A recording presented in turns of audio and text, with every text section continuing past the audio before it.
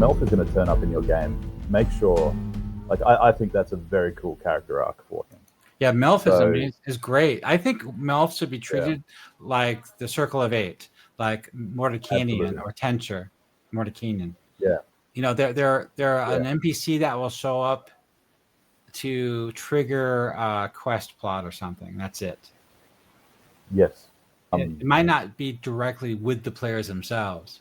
It might be through other NPCs that they trigger this event or plot point. Something's happening. I agree totally. Like maybe he showed up at that inn in Verbobonc, and for a reason unknown, political reason, to meet with Wilfric. And maybe it has something to do with the rumors going around, or maybe the warband of orcs movements in the forest, or something like that. But the players don't directly see this. They hear about it. And then the consequence of that meeting gets ripples down to the players, asking them to do something. You know what I mean? Like through the mounted borderers or through one of their, like the church or the school, the Silver Consortium. You know, because the wizard is a wizard of the Silver Consortium. His master would have a talk with him saying, hey, this is what's happening. I need you to do this. Or the cleric, a Pella or somebody, the bishop there will talk to the player, bring him into his office and say, I got something to tell you. The Viscount just had a meeting with Melf, Yolanda, and they're concerned about the gift of beauty, and we need you to track that down and return it. You know, more behind the scenes, but triggers political events that ripples down to the players. Yeah, absolutely. And yeah, it's always worth noting that Verbobonc has a significant population of wood elves that live in the city. In that elf quarter, you have elves that have lived there for hundreds of years. They are familiar with Verbobonc. They're familiar with what Verbobonc is doing in the Gnarley Verge. And it's not unfeasible that the Knights of Luna could be active within that community. It'd be a great way to bring in a little bit of wider political focus in the campaign. Another good example is the Gnarley Rangers, like Ranger Knight Owen. We have a whole article on all the Ranger Knights, so it's available for you to use in your campaign. So one of the Rangers Knights, Living Greyhawk has a couple of modules where the Ranger Knight does ask the players, or he sends a senior knight to the players. They ask them, request that the players do something. The Ranger Knight himself doesn't show up, but he sends one of his low-level Rangers in one of these modules of Living Greyhawk to go track down the Gift of Beauty and a couple other things, something to do with the unicorn swath. Well, in that idea here, that the way they do it, the same thing could happen with Melf. You know what I mean? Melf doesn't come directly to the players. It's somebody else that speaks on behalf of Melf, or maybe on behalf of the Viscount or the Mounted Borderers or something. Like Melf, like the Night Ranger in the Gnarley Forest, he's concerned about something really important, but he doesn't go directly to the players to tell them to do something. So same thing with Melf. He's concerned about something greatly important, but he doesn't go find adventurers. Hey, you look like adventurers. I need you to go do something. That would never happen. Why would he do that? So he goes to talk about these important matters, and that'll be the Viscount or the Silver Consortium or something, the Elven Quarter. And then somebody from that organization will send somebody looking for somebody that's approved and dependable. Absolutely. A great way to bring the Elves of the Gnarley Forest into the campaign, because you could have the Knights of Luna tapping a few people on the shoulder within the city. The Elves of the city could contact the players. They could put them in touch with Gnarley Rangers and say, clan melded in, trying to counter a threat on the verge of the Elven lands in the forest. It's also worth noting, I think we've mentioned before, that as the Living Greyhawk campaign went on, there were some smaller clans of the Gnarley that really took exception to the amount of logging that the citizens of Verbobonc were doing. They actually attacked several of the human towns. And that would be a great way to... That's a couple of the Living Greyhawk modules that did that. Yeah. So it's a very fertile basis on which to create a great story. First off, Living Greyhawk isn't necessarily canon. You got to realize these modules are written by a lot of different people. Some of these modules are a lot better than others, and some are more authentic to canon than others. Some are way off the chart, and I would not consider putting into my campaign at all. So there's a couple things, and it's also they're not always, they don't get all the information right all the time. They're not consistent. So it's something for us that we're putting together here, we have to watch out for. And I spent 7 years trying to decipher stuff, like where the border of House Osbury is. That's a really tough question to answer. I even asked the Triad, they don't know. What I don't like about that module, there's a couple of modules I don't like. I just don't ignore them. I like that adventure where this small clan raids a village because they're mad about the logging. Yeah, I get that. That's cool. It's kind of a little bit boring to me, but that's okay. What I don't like about it for logistical reasons is I don't want to make the campaign more complicated than it is. This campaign is already way too complicated. A lot of factions, and there's a lot going on. I'm really against adding more. I think 4 clans in the Gnarley Forest is enough. I do not favor adding more smaller clans. I don't care if it's realistic or not. I just do not like it. It's overwhelming for a dungeon master. It's so much easier to think about 4 clans and what they're doing. You know what I mean? And so that's why I get what you're saying. That's what I don't like. I get what you're saying, but it's also a really large area. Yeah. Simply making a note that there are other smaller clans out there doesn't take any shine off of anyone's campaign. Just to say, if you want to run in that direction, there are other smaller clans without having to go into the details, you know? Yeah, good. For sure. Yeah. I have to pick and choose, what pages to write, locations to write up on, and I want to keep things fairly, straightforward and easy to reference, quick enough to reference I don't want to make it too complicated. That's why I don't like I don't want more than 2 clans in the area. I don't want more than, you know what I mean? It's just too much. Yeah. I don't want 15 work clans in the whole entire, it's just crazy, too much stuff. I think like a good book, the topic needs to be focused and narrowed to the subject matter. And I think 4 clans is definitely enough for the Gnarley Forest. And another reason is they are the ones that are written about in the Living Greyhawk books. They're not actually heavily mentioned in Living Greyhawk, but they are beautifully detailed in From the Ashes, which obviously has a lot more canonical interest to people than Living, especially since the Living Greyhawk material is inaccessible to most people. I have Melf as a 13th level fighter and a 12th level wizard. I believe those were the levels that Sergeant gave him. I think that's reasonably on track. What I did here is like under relationships, a paragraph, that's enough. And then bullet point relationships. It's enough for being referenceable at the table while you're role playing. There's huge articles about this stuff. His relationship with Mordecanian, his relationship with the Queen. There's a lot. I mean, you could really read for hours of this stuff of how much is going on in the campaign world. The use case of this website is for dungeon masters to run their campaign and focus on specific key points that are important. It was written concisely to the point. There's a lot of these articles that meander through the subject matter and overwrite.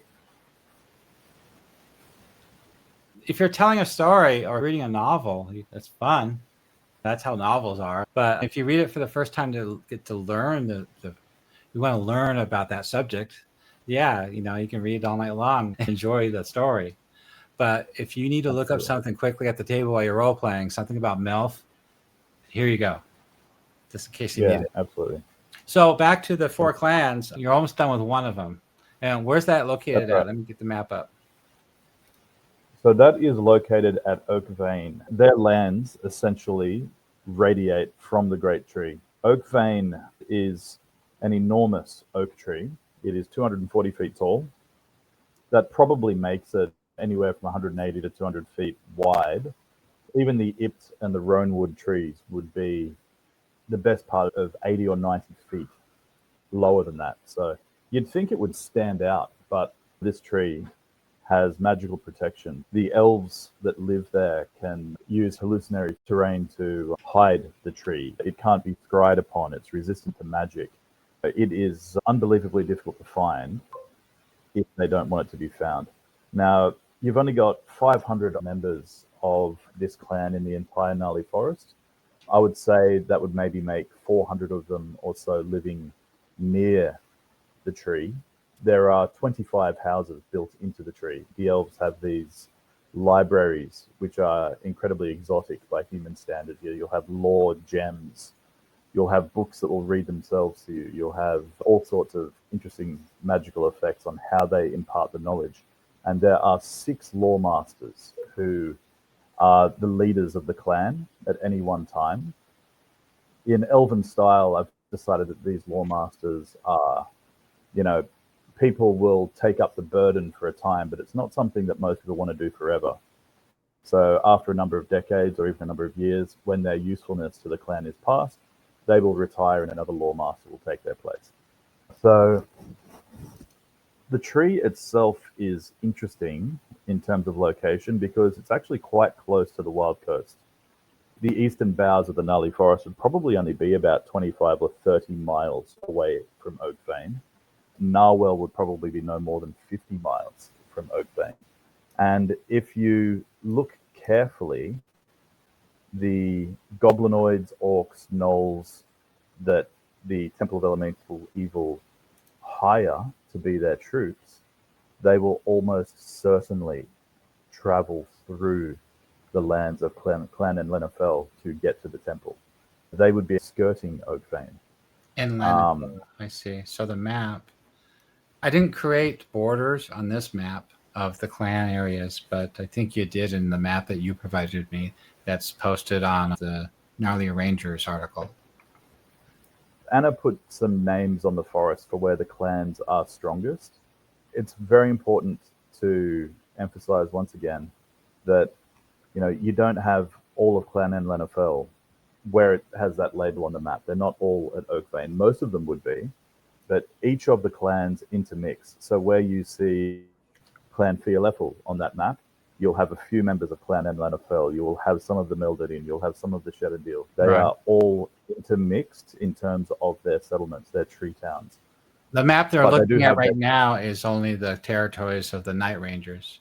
It's not the territory of the clans. So we don't have a mapped out area of the clan area. It's a rough, like you said, it's not an exact border that they have. I would prefer to say it's the stronghold of each clan. It's where most of their members dwell. It's mainly the Clan Fialefel and clan that are in the way of humanoid enemies trying to get to the temple.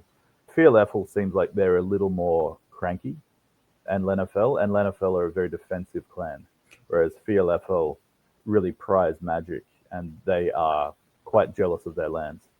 Lothar and Lenafel of Clan and Lenafel, he's a scoutmaster and a diplomat, so he's the most southern clan, and the other one just north of him is Lyrian Elefel. You see it on the screen there? All of these clans were only very lightly covered. Any material, whether it be official sources or Living Greyhawk. I have the names of 2 of the lore masters of Anne Lenafel from a Living Greyhawk adventure, and I've decided to keep those because why not? In terms of leadership, in terms of luminaries of each clan, it was really left open. People should have fun with that. I don't tag sources usually on these articles. I probably should. I get some Dungeon Masters in our Discord channel. He always says the same thing. Source. And I have to waste 30 minutes of my time looking up the source when I should be working on my module. It's really irritating sometimes because I'm busy doing something and he wants to know the source and all the countless Living Greyhawk modules and magazines. John D. joined us about 10 minutes ago. Thank you, John D., for joining us. We have Vapor Missile and James Catonio that joined us too. Thank you for joining for our live stream. We're currently talking about filling the hole in the Gnarley Forest of the 4 clans of the elves. That way we can make this a sandbox epic version of the Temple of Elemental Evil. So that way the players can go almost anywhere or be from anywhere in the campaign. And it'll be fully keyed just like the Village of Hamlet is. And Haligaunt here, he actually wrote a lot of the organizations, territories, and NPCs of Selene, and he wrote this stuff also for Living Greyhawk in the past. And I've asked him to write the 4 clans for me so we can add it to the website. Right now, what you're looking at on screen is what I have so far. which is basically Elves of the Gnarly, and I put all 4 clans into one article. The typical information of those clans that we have so far that got from Living Greyhawk, which isn't much. I expanded as much as I could, but Haligaunt, he's going to go ahead and actually fully flush out each clan with the leaders and NPCs and their politics and all that stuff. That way you can integrate that in your campaign. Also, a player can be from there too. In my campaign, I don't know where I picked this up at, but you know where half elves come from, right? Well, the human is not allowed to live there. Half elves are not allowed to live there either. They're kind of isolationist as well, xenophobic a little bit. So half elves usually end up in the human side of the couple, ends up in a human town or the Viscounty, like in Ostwerk. There's a lot of half elves in Ostwerk, also in the city of Verbobonc. So Haligaunt, what do you say about that topic, about marriage and half elves in these clan communities? That's not entirely correct. The clan Melded Inn actually has a sizable population of half elves. The Melded Inn are quite tolerant of half elves. Okay. There's no real evidence that the other clans feel the same way. But yeah, Melded Inn, if you're going to play a half elf from the Gnarley, and unless you want to not be getting along with your family, good chances it's clan Melded Inn. The Melded Inn are, in terms of philosophy, is quite open. They make very good scouts. The Melded Inn are noted for being excellent scouts. Their lands are kind of, I don't know if they're astride, but they're very close to the high road. As the high road sort of splits in the forest and heads towards Coruscant, the Wild Coast, and Greyhawk, that's kind of where you're running into clan Melded Inn. So if you're traveling from the Viscounty to Coruscant, you will be skirting their lands. So I dare say they trade more with outsiders than the other elves. So they would be the most likely source of half elves of the 4 clans. Okay. The Shed and Deal are a little more, I see them as quite martial. That they guard their borders fairly jealously. They're the ones closest to the voracious logging communities of divers. I see them causing the most trouble with the loggers, the human loggers. Yeah. But yeah, the Shed and Deal work hand in hand with the Gnarley Rangers. They just sort of prefer to keep their communities a little bit more separate. The Fear Leffel are the weirdos of the forest. Like they're Sylvan elves who seem to have some really strict clan traditions. They seem, in terms of alignment, they seem kind of lawful as opposed to chaotic. And the Fear Leffel, they just don't get out much. I can't see a lot of half elves coming from the Fear Leffel. They stick to their tree. They are mystics. They're scholars. They're very otherworldly. I think maybe that's where I got that idea from that clan. I read that somewhere. I would think, as I was pointing out earlier, there are a significant number of Sylvan elves in the city of Verbobonc. Now, if you want to stick purely with the 4 clans of the area, it's highly likely that those elves are mostly members of clan Melded Inn. You're also going to have half elves of Verbobonc. Verbobonc City would be of that clan. First off, David joined us. Hello. Thank you for joining our live stream here. Put you up there. And also, Sarge joined us. Thank you for joining. And Sarge stated, I can't wait for the 4 clans. You have a Dungeon Master out there running a campaign that's desperately need your write-ups for the 4 clans. Thank you. I was going to move on to Fear Leffel next, but if anyone has another clan they desperately want information on, I'm more than happy to do one of the Shed and Deal or Melded Inn coverages first. If you have any questions about any of this part of the campaign in the Gnarley Forest, go ahead and ask away while we have Haligaunt on. Remember, he wrote a lot of these articles for Living Greyhawk in the past, so he's a great resource for us in this campaign. And I do have something I hope you can focus on when you write these clans up. First, you said you're currently 90% done with Enlanafel? Yes. Okay, good. So that's the most southern one, and I think that's the one most connected to Selene. It's also in the territory of Oakvein mostly, but it's also part of Clan Felifel. I do have a request. So you got the Jewel River, right? Mm-hmm. The Jewel River probably won't really come into play in anybody's campaign. I don't really see it, but you see this, there's a merchant road here that I have not named. If somebody has a name for this merchant road, I need the name so I can add it to the map. There's a merchant road coming from the Wild Coast to Humming's End and ends up in a hamlet in Ostford. And then there's another merchant road called the High Forest Road that goes up to Divers from Twilight Falls. And then there's another one that intersects that road through Namburil, past Clan Melderin. So what I need to know as a dungeon master, if some dungeon masters are starting their campaign off in the Wild Coast, or they want to integrate the Wild Coast heavily in their campaign, which includes combining the slaver modules. They want to include the whole backstory and the events and their collaboration with the Temple of Elemental Evil with the slavers. The players can optionally, if this is an open sandbox type thing, or you can direct them there, to include the slavers. What's really important here is the travel of not only merchant caravans, but also the players as they travel back and forth. I have a brigand gang out there, 2 of them actually. They're holed up in Nolb, and they're actually preying on merchants on those roads and bringing that loot and slaves to the Temple of Elemental Evil to support the Second Rising. Also, players will have to be going back and forth to the Wild Coast. So as we write these 4 clans, I really need a section on the possibilities of the clan interference in these activities or meeting with the players on the road. I call the road that goes from Humming's End to Narwhal the Wild Road in my campaign. It just sounds cool. Sometimes I'll call it the Narwhal Road, but I just tend to use the term Wild Road. The one that heads towards the plains of Greyhawk, I call the Grey Road. That's through Namburil, Coruscant, Tricaster. It eventually comes out at Lord Loxwell's Manor, just west of the plains of Greyhawk. Sarge said that Narwhal to Hamlet is called the Wild Road.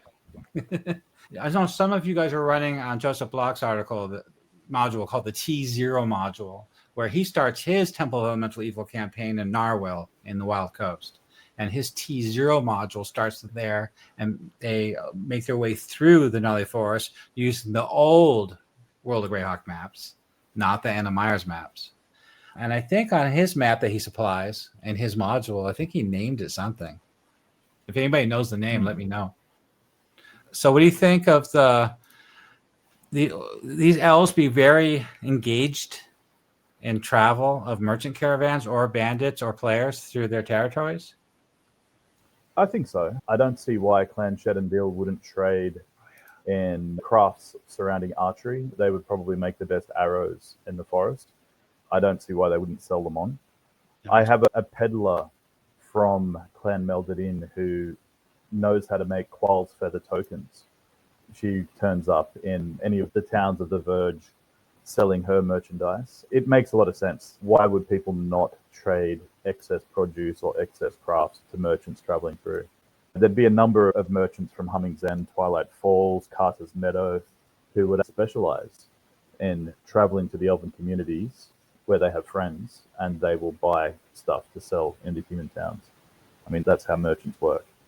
Are you saying human merchants are traveling, doing business between the Wild Coast and the Viscounty and Divers will also do business with these clans too? I don't see why not. You're not going to get a lot of trade from Fialeffel and then Lenafel, but definitely the Melderin. I mean, the healing herbs. The most northern one. They're the central one. The road that goes to, I think it's Tricaster, is actually like weirdly smack in the middle of the Melderin lands. No, Shelaton. Yeah, so the trade roads go through their territory. So there would be elves that trade with select human merchants they can trust. Absolutely. I don't see where you I name think where Clan Melderin is, you've got the road that travels from Namburil through Coruscant and Tricaster. You've also got the town of Shelaton that heads up towards Beltanda. I can definitely see Clan Melderin trading with human merchants they trust. There would be certain elves who work for nobles and the Crown of Selene from Clan Melderin and other clans who would use those opportunities to spy on the humans and get information about the rise of the temple with the bandits, you know, with dragons like Shosta Clarinus and Rothkor. Like these elves are not stupid. They would be definitely trading with the humans. They would have their own agents active in the human communities to gather intelligence. At Twilight Falls, there should be an elf from Clan Melderin. Well, perhaps, or just a human who is friendly with Clan Melderin, or better yet, a half-elf who looks more human than not. Yeah, it would absolutely be the case. Is Nam Burrell, is that a gnome community? I don't remember. It is.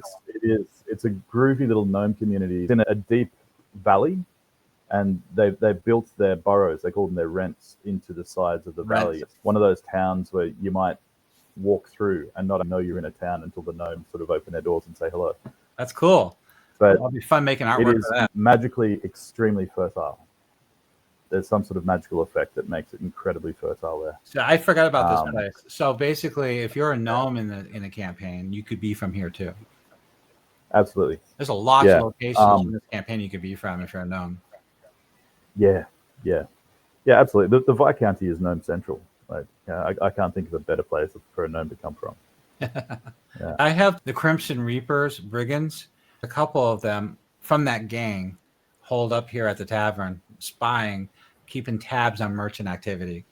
And as soon as they find out a big merchant caravan comes into town from Divers or Viscounty, they alert the rest of their gang, and then they stage a raid. So that's what they're doing in Twilight Falls. I don't think they're going to go past the Viscounty border. That orange line on the screen along the forest road, where my cursor is, that orange line is the border of the Viscounty of Verbobonc. So as soon as you cross that line, on the north side is the lands of Divers, and on the east side of this line is the clan area, Elven clan area. That would be melded in. So I don't think they're going to raid a merchant caravan until they get into the Viscounty itself. That's probably what they're going to, or before it leaves. So that's something to think about if your players are traveling along there. Because players are a target too, not just caravans. I've integrated Living Greyhawk modules with this campaign. So Living Greyhawk timeline is 594 to 599 common year, 600. And in that timeline, the Viscount, different Viscount, he pulled back the mounted borderers from patrolling the Crown Hills. He also depleted the strength of Twilight Falls and Ostfork on the southern border.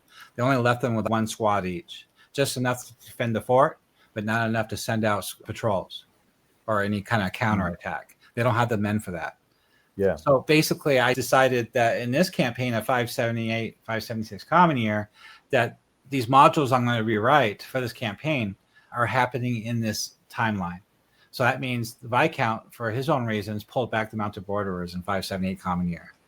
And that gnome escalation of political problems that's happening right now, and the raids of the gnome caravans of their silver and gem mines, that's happening in this campaign. Because I found that this is a way to expand this campaign to make it even more interesting, more fun, and more engaging with all the different factions at play in this entire region. That's why I did it. Also, if you're running your campaign in 594 common year and up, there's a couple of DMs in our Three Orcs Discord channel that are running theirs in like 598 common year. They're still using this website because these locations still exist. These NPCs are still here, those organizations. They're just using it in their timeline. That's all. But I'm using all that lore and locations in my timeline too for the second uprising of the Temple of Elemental Evil. Now, the reason I did it is because 10 years, hundreds of dungeon masters or whatever have written all this stuff, all these modules. I've been working on this for 7 years, just trying to use that stuff. I hope to get your write-up for Clan and Lanifel and Oakvein. That'd be great. I'll send you a draft tonight. I might send you my working map for Selene as well, so you can take a look at that. Oh, you have a map? Yeah, just so I can keep it straight. Ultimately, I'll be doing somewhere in the neighborhood of 30 different counties and principalities and duchies and baronies. So we got one so far. 17. Yeah. So it'll give you an idea of just how extensive this project is. I don't have a map going that far south, though. I'll have to add another map to the campaign website just for Selene. I've used Anna's resources, so I might ask her for permission. I'll probably use her map and add your borders to it. Because I really that's exactly what I've done. I don't have any desire to redo that map because it's not really the play area. All right. Well, thank you for joining me. I'm looking forward to your article so I can add it to the website. Maybe we can talk about this next week once I get that written up and added to the website. Yeah. I will absolutely send on what I have this evening for you. Thank you.